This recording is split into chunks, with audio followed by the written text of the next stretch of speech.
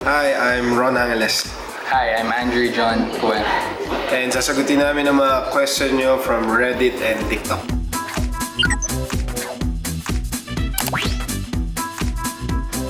Ako, yes, of course. Ako din po, yes. Siguro sa akin, Piolo Pascual, Mon Confiado, JC Santos. At sa akin naman po si Coco Martin, Leonardo DiCaprio, at Tom Hanks. Respect is very important po. At saka be wiser sa mga decisions natin. Respeto sa bawat isa.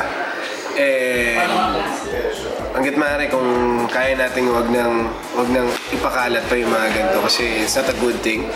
And yun lang, tulungan natin yung bawat isa lalo na pag nasa industriya.